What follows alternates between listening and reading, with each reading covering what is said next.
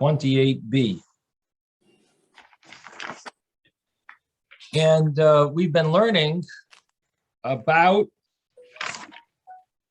this prayer that was recited from Reb Nechunya ben Hakaneh. He would daven when he would enter the Beis Medrash, when he would leave.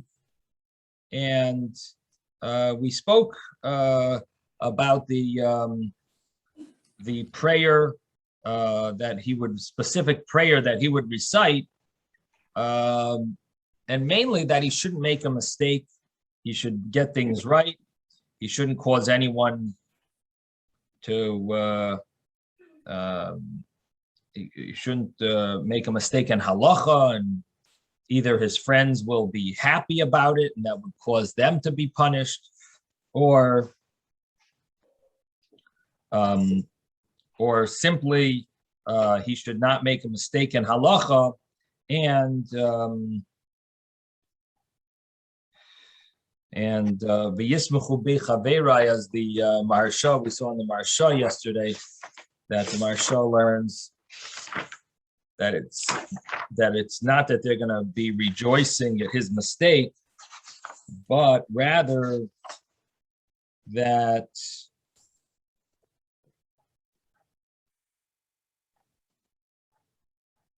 his friends should be happy when he doesn't make a mistake.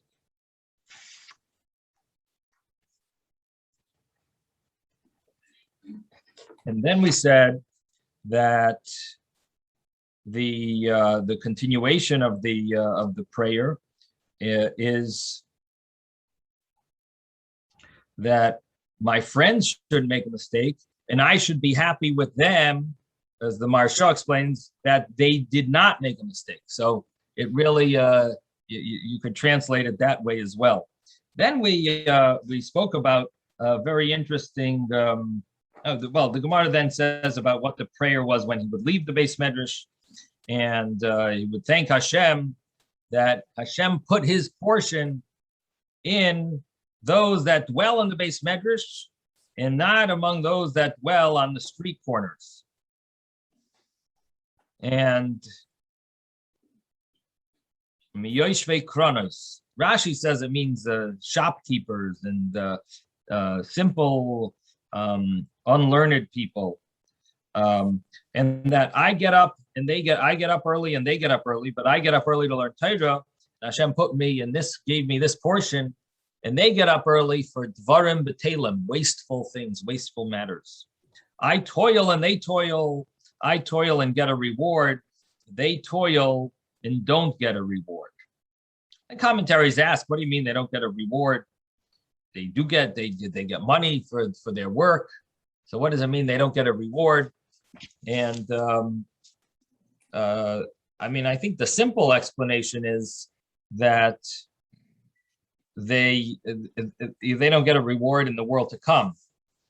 But the commentaries mention that when you work, and if you don't accomplish, you don't get paid. But when you learn Torah, even when you don't understand, you don't get an answer, but you toiled in Torah, you worked many hours, you can't really show much of your labor because you don't have the answer, you don't have the finished product. Nevertheless, you still get a reward. You're rewarded for your effort. So in most businesses, you're not really rewarded for your effort, you're rewarded for your finished product. And here, you're rewarded for your effort as well. So that's what it means. We work and get a reward, and they work, they toil, even if they don't get a finished product, they do not get a reward. Now, it doesn't apply to all businesses. I mean, I'm told that doctors, they sometimes say, well, the surgery was successful, but the person died. And they try to get, I don't know if they get paid or not, but there is such a, and then you have, I think like government jobs where they get paid for the toil, not really for the finished product. You sort of just you're on a salary. The official way things used to work was that you get paid when you accomplish. But in Torah, you got paid even for putting in the work, the effort. Lefum tzara agra, according to the effort, is your pay. So we work and we get a reward, and they were toil and don't get a reward. And we run and they run. We run to the world to come, and they run to the pit of destruction, which basically means hell. Be'er shachas.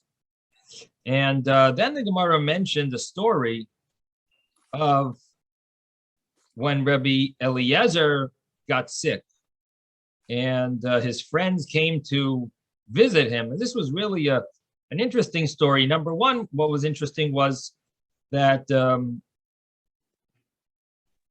they wanted a good message, something that he should, his last words, his last testimony. And he's told them, number one, be careful of the kavod of your friends. And I guess I need to look in the actual the book of that shows which generation Rabbi Eliezer was in. I'm just wondering if this has something to do with Rabbi Akiva's students, or was Rabbi Akiva afterwards? Rabbi Akiva maybe was after Rabbi Eliezer. It must have been. So this was even before Rabbi Akiva's, because we know that Rabbi Akiva's students died because they didn't show respect towards each other. And Rabbi Eliezer is emphasizing that the first thing he says is, be careful of the kavod of your friends. Exactly the opposite of what the students of Rabbi Akiva did and ultimately got punished. But I think Rabbi Eliezer was much before. Maybe when Isaac comes, he has that book, all the names of the Tanoim and when they lived. So in any event, actually, let me see. I have a little chart. My chart. It doesn't have so much, but it might have this. Let's see. Rabbi Yochanan ben Zakkai, Rabbi Eliezer is here, and that's the third generation Tanoim. And looks like Rabbi Akiva is the fourth generation Tanoim. Yeah. So as I'm thinking, Rabbi Eliezer was before Rabbi Akiva. But anyway, that's the first thing he mentions is be careful of the respect of your friends. And then he says, the next thing that was also very interesting is he says, prevent your children from learning Tanakh. And that would be the exact opposite of what you would think. Prevent your children from learning too much Tanakh. What's wrong with learning Torah, Nevi'im, and Ksuvim? This is the greatest thing. But the Rashi says, Mishum demashcha, it'll pull them. They're not going to end up learning Talmud if they only learn the Tanakh. They won't have the rabbinic interpretation of it. That's one way of understanding it. And they'll neglect the oral Torah. Rabbi. Yes. There's a group of Yehudim. They're called the Karaites. Yeah. They learn from the Tanakh, the Chumash. They learn the Gemara, not the Gemara, but they learn the Torah, but they don't learn the Gemara or the Mishnah. At least their leaders might, but their parishioners don't. I just like to pass that by you because I was thinking about about this yesterday. But they don't. Also, they have other prohibitions too, and they don't allow intermarrying. Right. So, yes. There's people that only learn the Torah Shebachsav, that only learn the written Torah, and they make a religion out of it, and they don't believe in the oral Torah. But the point here is not that it's really way before someone makes a religion out of it. Just that your children should not neglect the study of the oral Torah, which you might be correct that could lead to, if they really are not into the study of the oral Torah and they're only into the written Torah, they might ultimately only believe in the oral Torah, in the written Torah, as you say. So that's an interesting thought, Moshe. Moshe is saying that maybe this is the meaning behind it. If you study it only the written Torah, and put too much emphasis on it, then the kids might end up not realizing how important the oral Torah is, even though it's just they're not studying it now, but it actually might have an effect. So that's an interesting insight. Thank you, Moshe. But the simple meaning is that they're not getting the interpretations of or they're not learning enough of the oral Torah, which possibly means they're not getting the correct interpretations. Susan, I think, had her hand up first. Susan? Yes, I don't quite understand, because in the Steinsaltz it says, prevent your children from logic when studying verses that tend toward heresy. Which is a beautiful insight, that the way he's explaining it. Tend towards heresy. I can't. What does that mean? What that means is that there are certain verses in the Torah that could be mistranslated. Taken for example, wrong. In other words, okay. For example, wake up! Why are you sleeping, God? Right? Ura lama sishan Hashem. Now, does God really sleep? Does that mean God sleeps? Does that mean you could tell God to wake up? There are certain verses that the person could learn, and especially as a child, and they're reading them literally, and instead of understanding it the way it's meant to be understood, and therefore it could lead to heresy. I see. God is a person. God, God forbid, God goes to sleep. God, these ideas, you could be. It's too much for a child to understand, right? Well, it needs to be explained to a child what it means. It would need, you know what I mean? You need these type of verses, so you would need to explain to them what they mean rather than letting them just relying on the literal translation. Or don't teach those verses, don't dwell on those verses that will give a child the wrong understanding, or explain them. Yes, I think Robert had his hand up. I'm sorry, just a little confused from what Moshe said, and then part of the conversation, and hopefully you'll answer it. But I always thought the Karaites were outside of Judaism. They were a sect, or they as you said, they were a religion unto themselves, and they're citizens and they live in Israel, but they're not part of what would be defined as the Jewish people. That has always been a confusion to me. So the thing is that you're right. They decided they made their own religion out of the Torah. So they ended up, I would assume that they're ultimately not. I don't know if you could call them Jewish anymore. I mean, they marry only within themselves. I don't know. It's a very interesting thing. Do they keep all the rules of converts? Like, do they allow converts? Because if they do, that would create a problem that their intermarriage would be, because we would not consider their converts to be Jewish, because they're not accepting Jewish laws. But I'm not sure if they accept converts. All right, I'll do some more research. Okay. Then there definitely would not be Jewish anymore. They're definitely not following, the Jewish teachings. They're not following the Jewish teachings, so we definitely would not endorse, what they do. I'm not sure if you can call them Jewish. Yeah, no, that's a question. If they intermarry, then there's no there's no Judaism left. Yeah. I know the answer to that. Yeah, what is the answer? The Karaites do not intermarry with other people. They just marry within their own group. But do they accept converts? No, They don't. Uh-huh. no, absolutely not.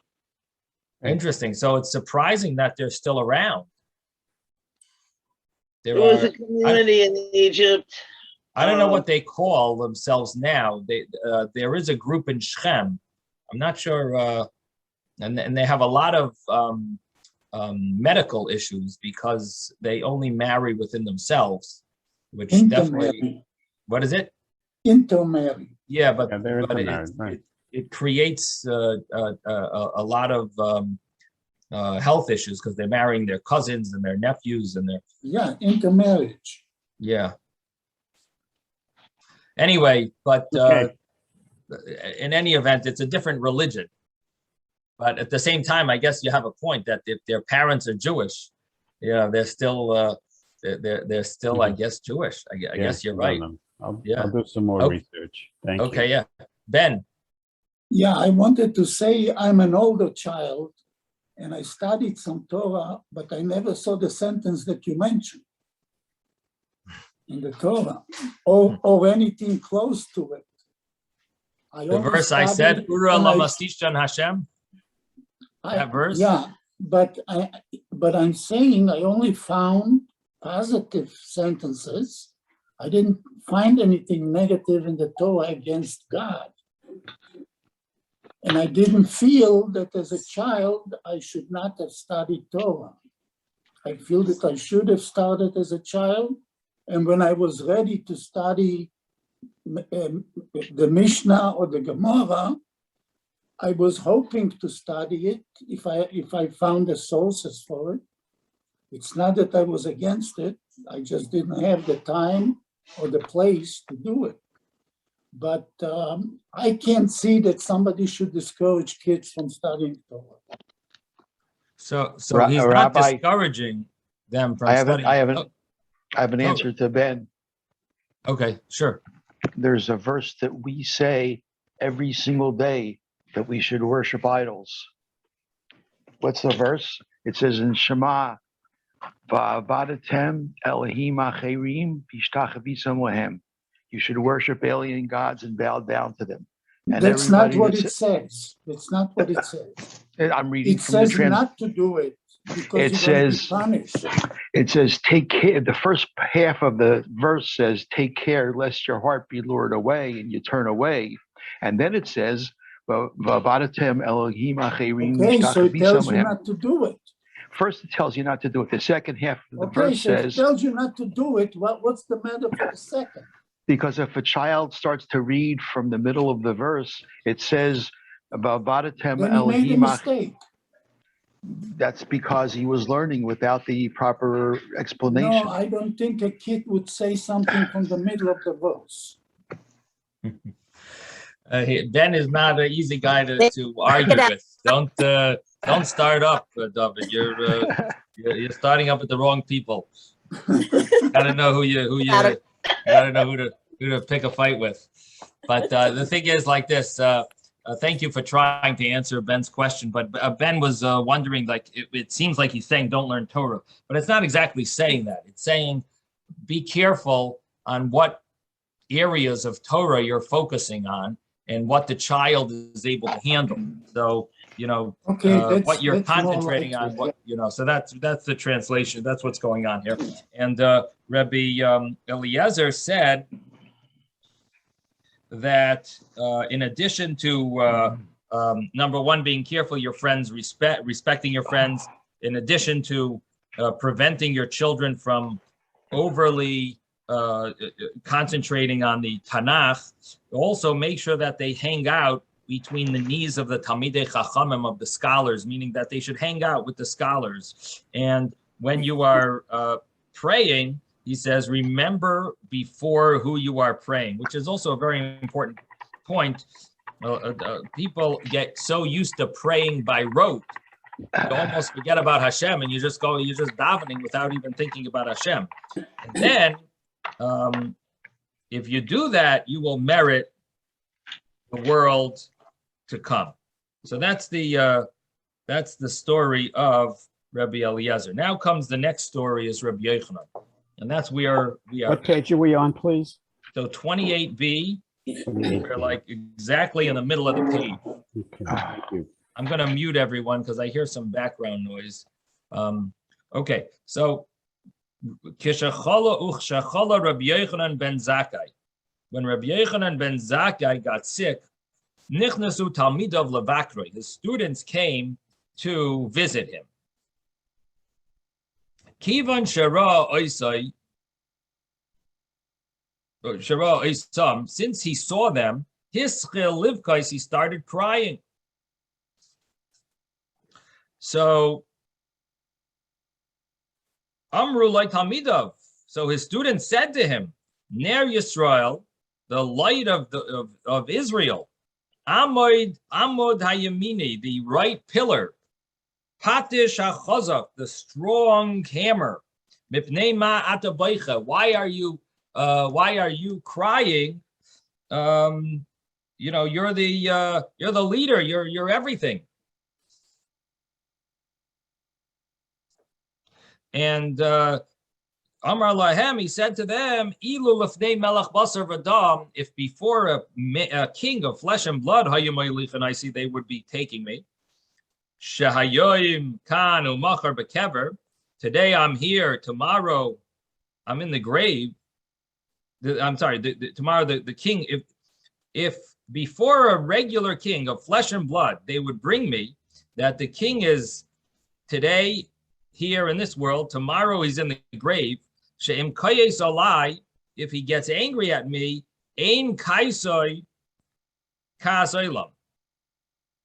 His anger is not a everlasting anger. V'maisrani, if he locks me up, ein isura yisarailam. It's not forever being locked up, because he himself is going to die, and things could happen. And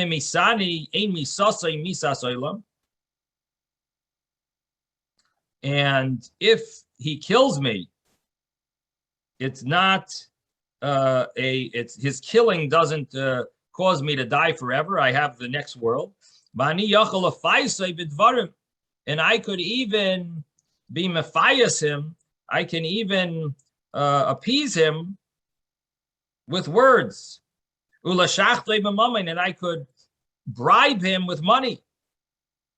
And nevertheless, I would be crying. It would be scary. But now,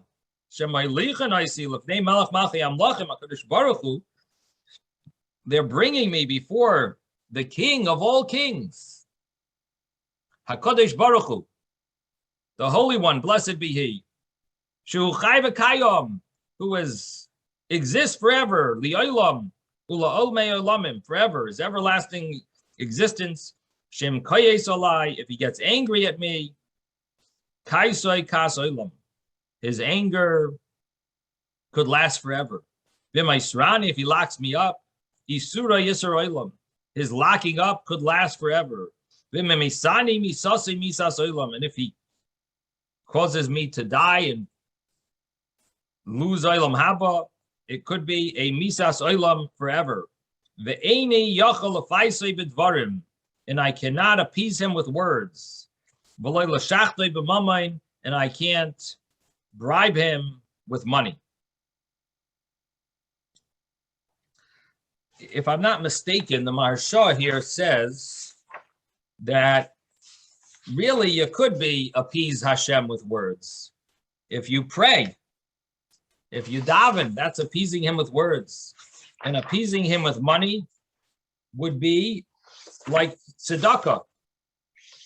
So what is it? Bribe him with money. So what does it mean you can't appease him? It means in the next world, you can't appease Hashem with words, and you can't bribe him with money. Let me just pull up this Maharsha here. In this world, he says, in this world, you could be mephiasim with money, with words, with tefillah, and you could be meshached him with money, with tzedakah. As it says, tzedakah tatzel mimavis. But we're talking about in the next world, and there you can't appease or bribe Hashem with money. And then he says, the Gemara continues and says that not only that, but there is in front of me two paths. One path of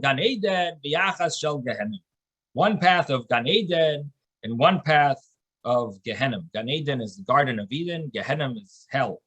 I have two paths in front of me. I don't know which path they're going to take me. Should I not cry? So this is very interesting. He was very nervous. He doesn't know if he's going to go to Gan Eden or not. So I once heard a shiur where I heard it quoted from two sources. One is Rabbi Soloveitchik and the other one is from Rabbi Miel. That the meaning of this Gemara is, why was he not sure? What was his main concern? What did he do wrong? So they explained that if you remember the story of the destruction of the Beis Hamikdash and the story of Rabbi Yochanan ben Zakkai, how they took Rabbi Yochanan ben Zakkai, they were able to get him out of Israel, and he was able to meet the new emperor.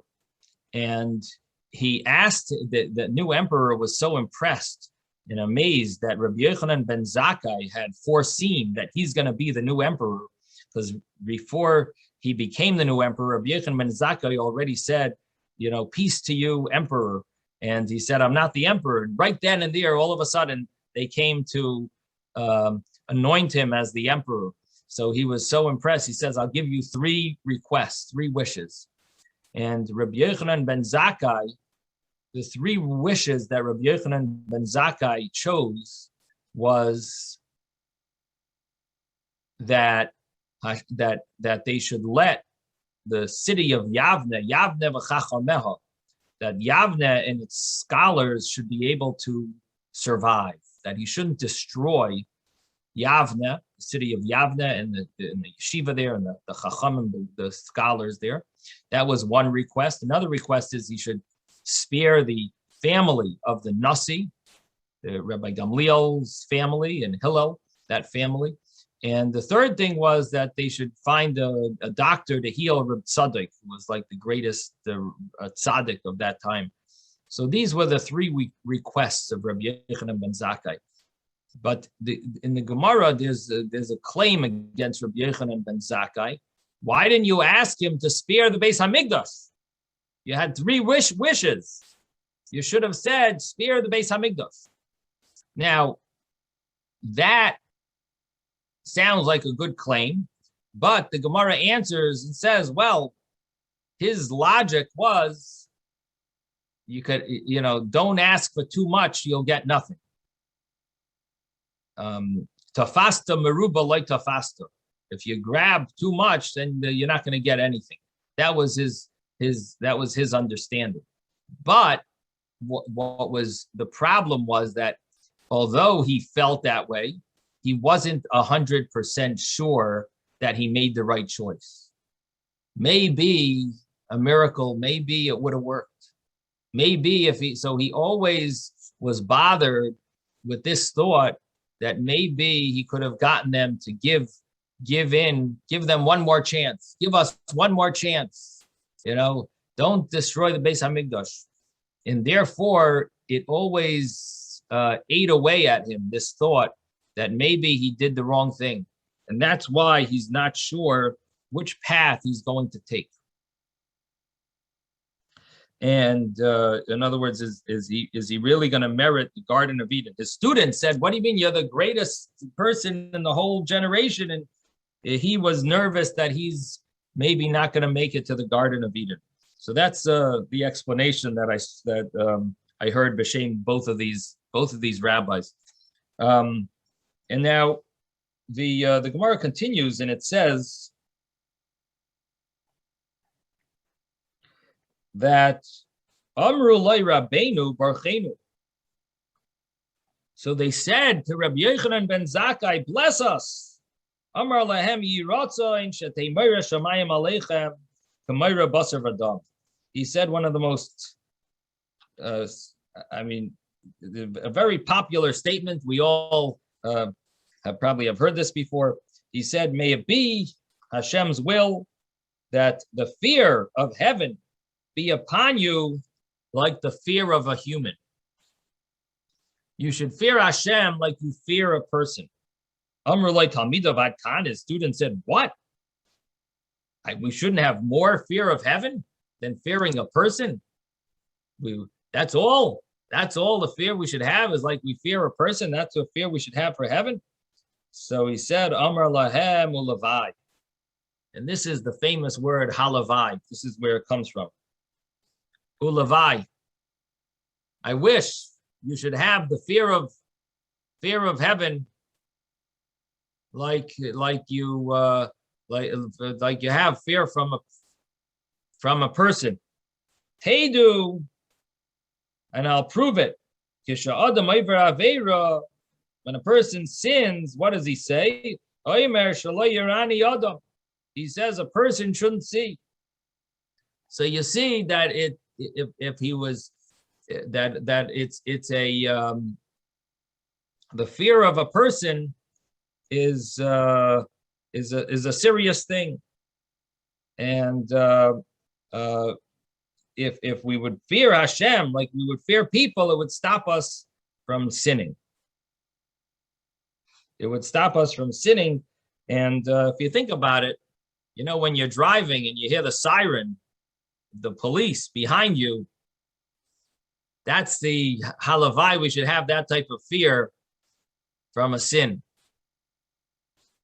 And then the Gemara says, "B'shas tirosei, when he was about to pass away." This is also very interesting. When he was right about to pass away. What did he tell? What did he tell his household? Amar lahem, or his students. He told them, "Teidu pnu kelim."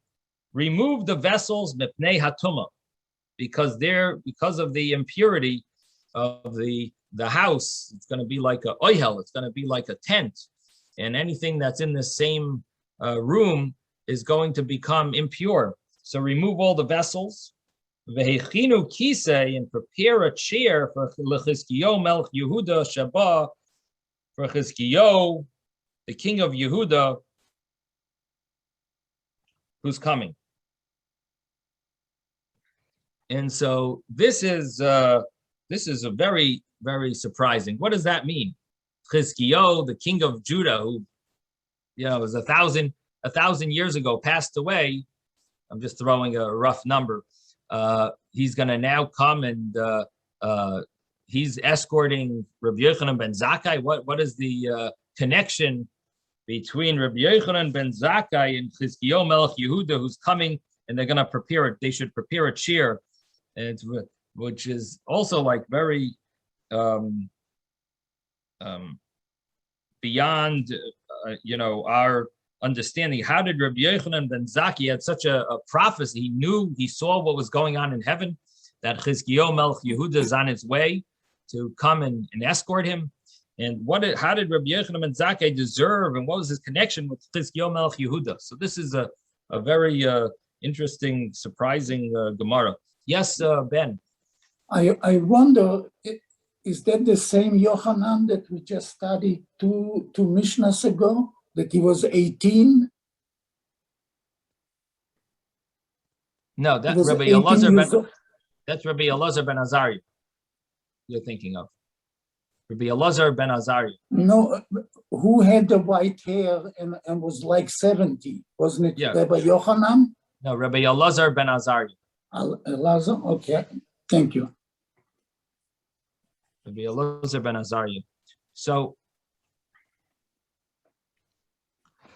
I don't know if does the art scroll have an explanation of this? It's or the Steinsaltz? Anyone have an explanation of why he was expecting Chizkiyahu Melech Yehuda? I don't know. Oh, I see. I have the art scroll here. Okay. Chizkiyahu in particular came to escort him because Rabbi Yochanan ben Zakkai was a descendant of Chizkiyahu. Alternatively, Rabbi Yochanan ben Zakkai was about to join Chizkiyahu's company in Gan Eden. That's interesting. See the Ritva. Okay. Let me just pull up the Ritva here.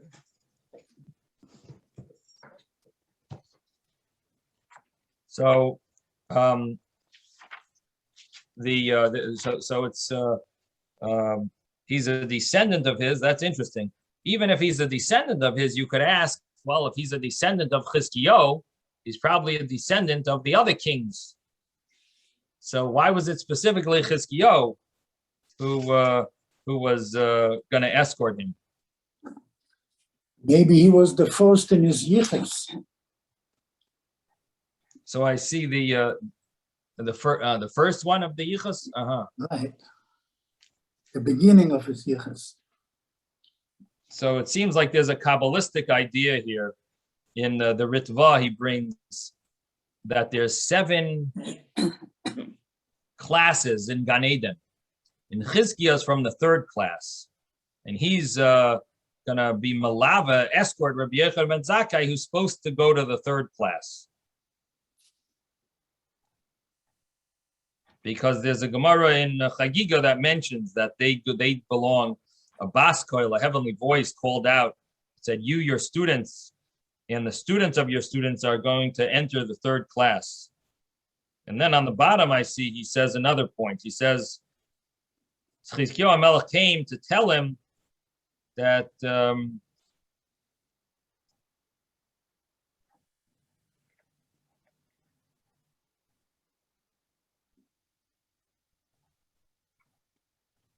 that they're not angry that Rabbi Yochanan ben Zakkai was the leader, even though he was a Kohen. Wow, that's a very interesting thing. That Rabbi Yochanan ben Zakkai seems like he was really a Kohen, and we've learned before that the tribe of Yehuda they were upset that the Kohanim took over the kingship. Rabbi Yochanan ben Zakkai acted in a certain sense like he was the leader, and so Chizkiah is coming to tell him, don't worry, we have no complaints against you, even though you were the leader. And this is because Hillel was Mizera David, and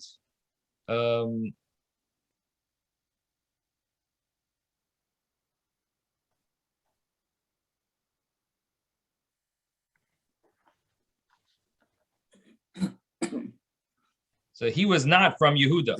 In other words, basically, Rabbi Yochanan ben Zakkai was not from the tribe of Yehuda, and there might have been a complaint against him. So Chizkiah is coming to tell him that we have no complaints against him. This is brought in the Slach.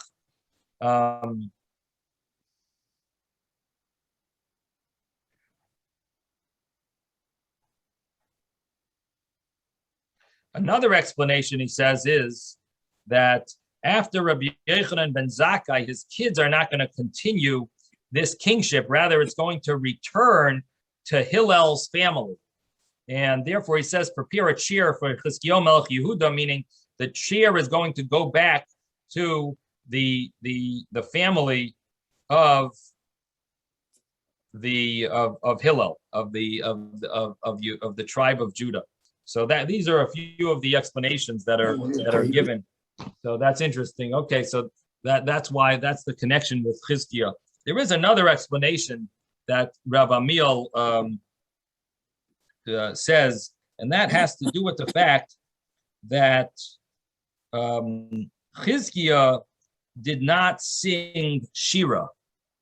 And when the great miracle happened,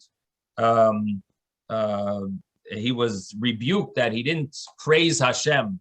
And his excuse was that Torah sort of like made up for it.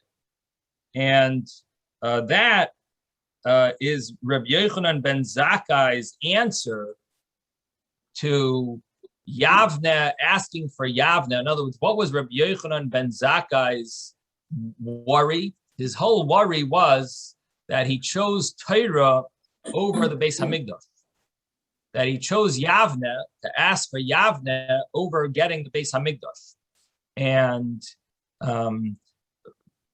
the idea that Chizkiah is going to be escorting him to Gan Eden is the idea that Chizkiah, that he's following in Chizkiah's steps, because Chizkiah also chose Torah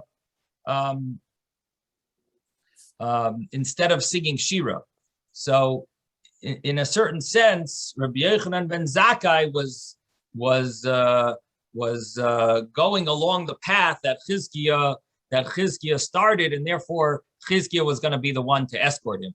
So something an interesting connection between Rabbi Yochanan ben Zakkai and Chizkiah. Yes, Susan.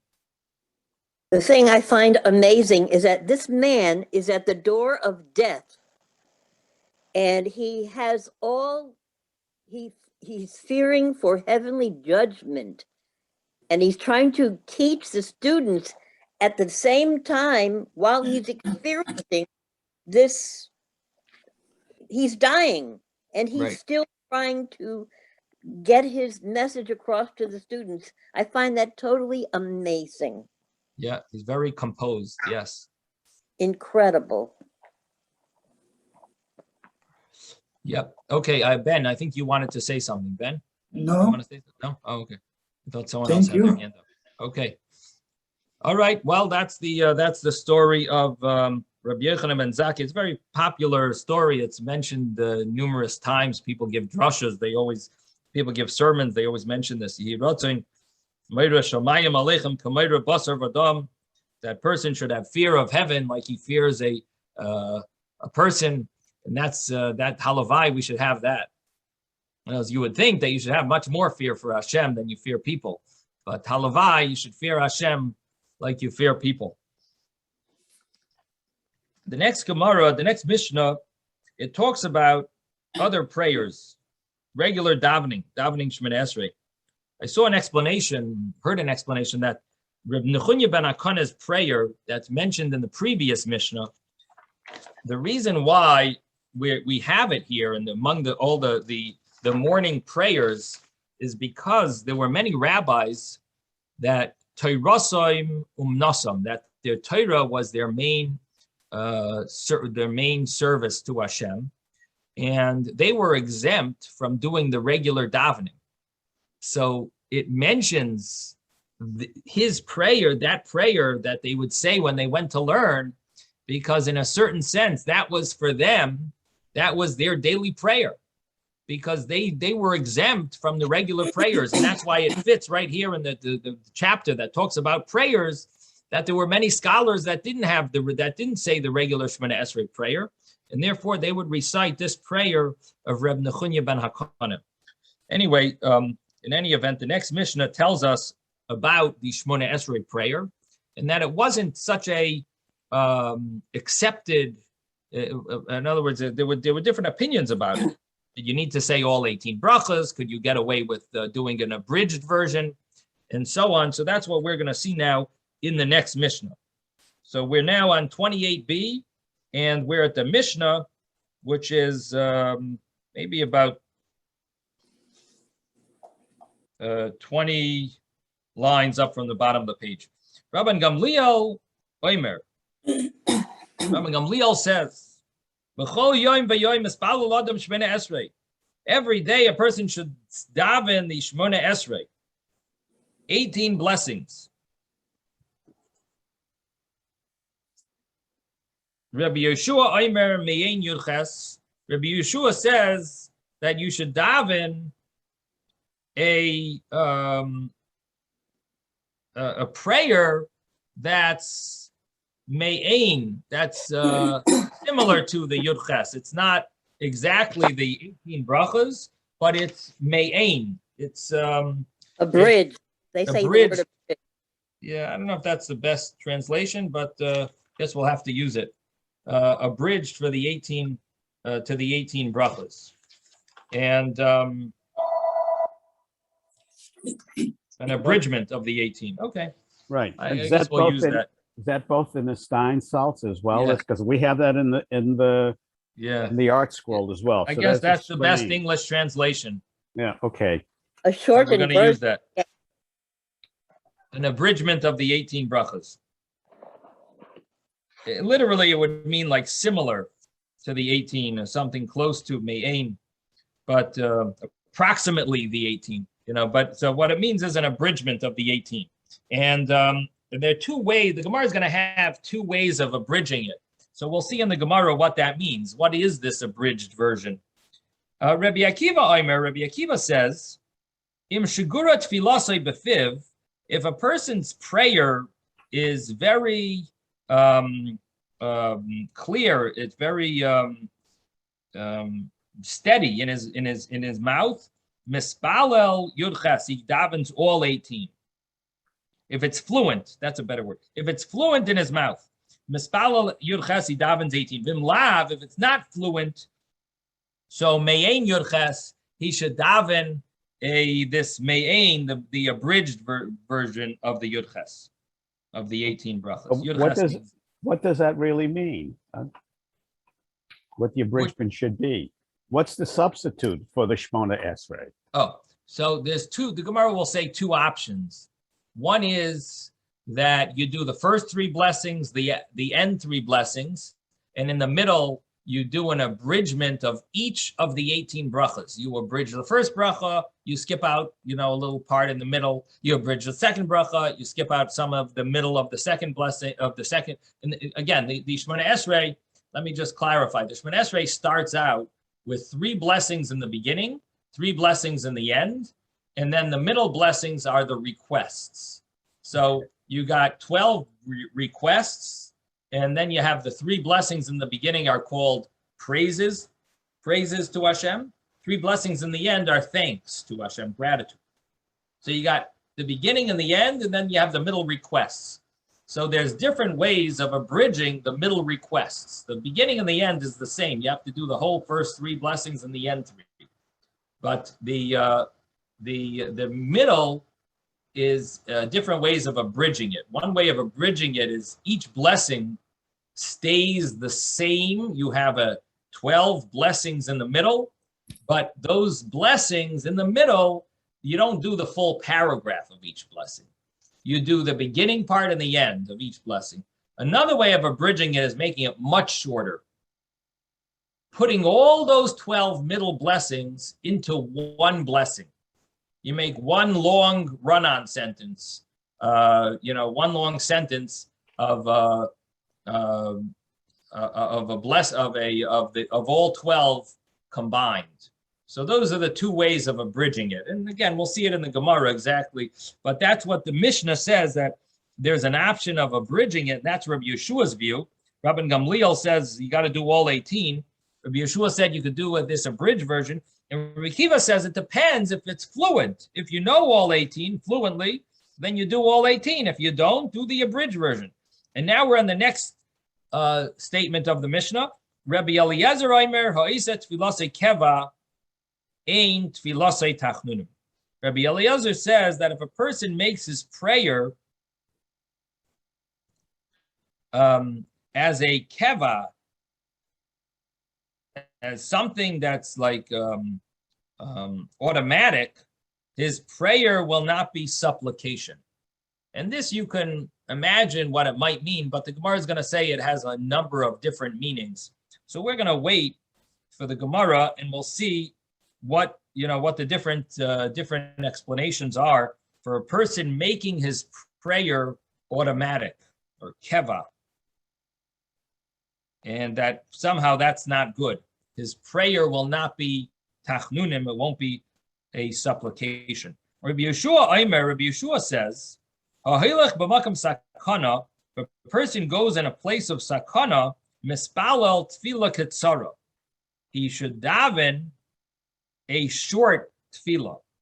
Now, what is a short tefillah?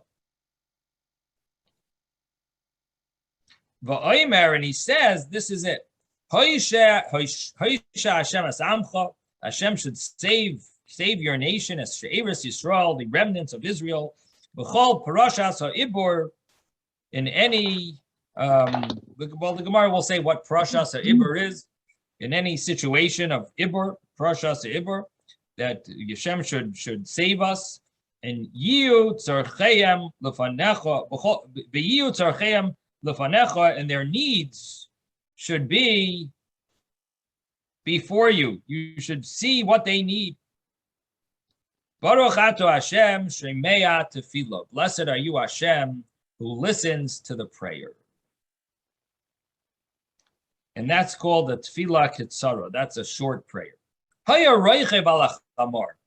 what happens if a person is riding on a donkey? Yered v'yaspalel. He should go down to daven the Shmona Esrei. You go down from the donkey and you could stand with your feet together and daven properly, but you shouldn't daven when you're on the donkey. But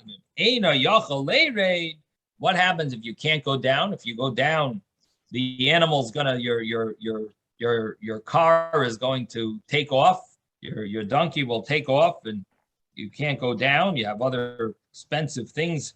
So if you can't go down, Yachzir es panav, you turn your face towards Yerushalayim, and by doing this, you have in mind that you have the right concentration, even though you're sitting down on your donkey. What happens if you can't turn your face towards Yerushalayim? Then just concentrate that you're directing your prayer towards that.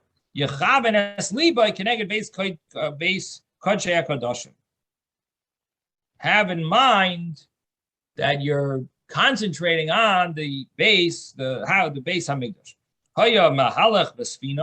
A person was going on a boat, or he's going on a raft. So he's either on a boat or on a raft. Another explanation, or Rashi gives two explanations what asta is. One of them is a raft. The other one, I'm not really sure how to translate it. It's Batosem Besad Ragloi, like some type of a prison.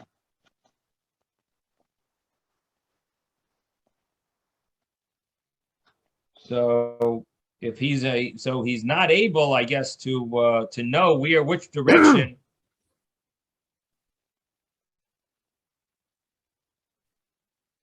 So I guess he doesn't know which direction he's in when he's on a raft, or when he's on a boat or in prison. So what should he do in that scenario?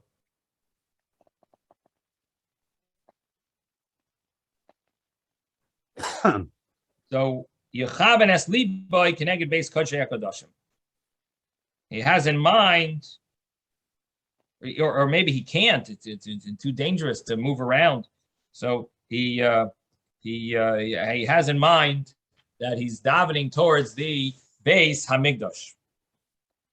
So even though he can't stand there, or maybe can't turn his face, or he doesn't know which direction, whatever it is, he has in mind.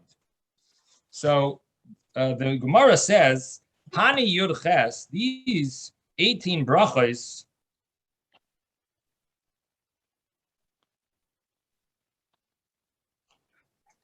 Keneged me. Who do they correspond to? Where do we get 18? Amar Reb Hillel, Berei de Reb Shmuel Bar Nachmani. Reb Hillel says, the son of Reb Shmuel Bar Nachmani, they're Keneged Yud Chesas Karois Shamar David Behavu Lashem Bnei Elim. That the Psalm number 29, it has 18 times it says Hashem's name. And so give praise to Hashem. That psalm is a beautiful psalm. And and it's all about, give praise to Hashem. Havul Hashem b'nei Elam, Havul Hashem kavod v'oz. It says Hashem's name 18 times, and therefore the 18 blessings were established by the Anshe Knesset Agdolah in corresponding to the names of Hashem in that psalm. Rabbi Yosef Amar.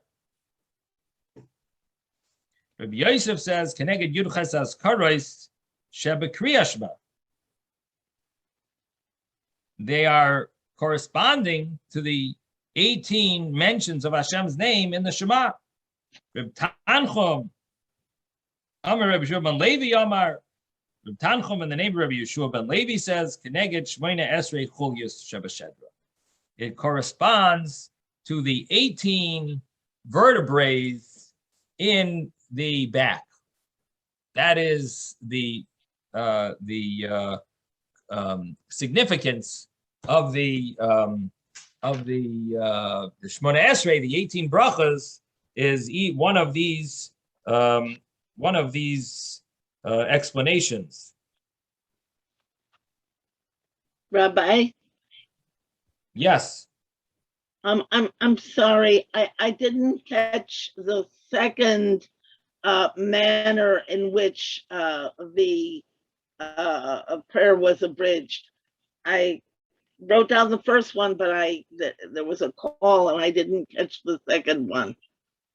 So you'll see in the Gemara, it's really not necessary to know the different abridged versions. We really didn't need to mention it. It's really in the Gemara. So we'll see it in the Gemara tomorrow or the next day. So the Gemara continues and says that V'amar Reb Tanchum, Amar Reb Yeshua ben Levi. Again, we have another statement of Reb Tanchum about the back, about the vertebrae. Hamaspalal tzarach sheyichra ad sheyispakaku kol chulya shebashedra. Person who davens, when he bows, he should see to it that each of the vertebrae are they sort of they yispakaku, they're visible. Stick out. They stick out. Yeah, right. They're visible. The knots in his, in the vertebrae in his backbone. So in other words, you should bow down to that extent. Ula amar ad kadesh sheyira iser keneged liboy. You bow down to the extent that opposite your heart, there's going to be two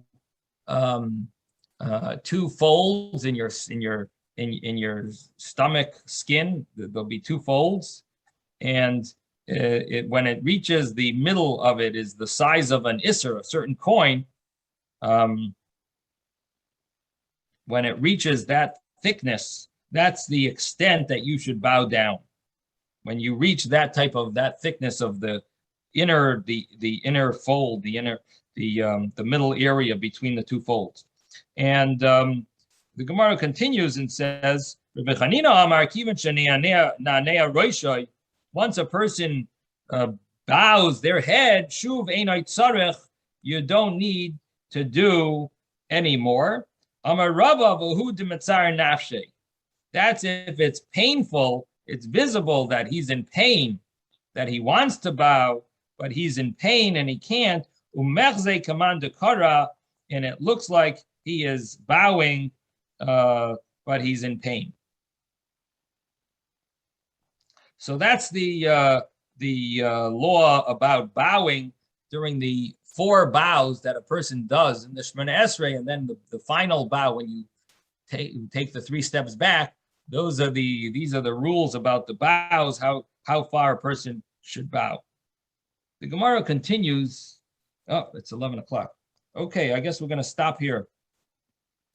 Have a wonderful day, everyone. We'll see you later.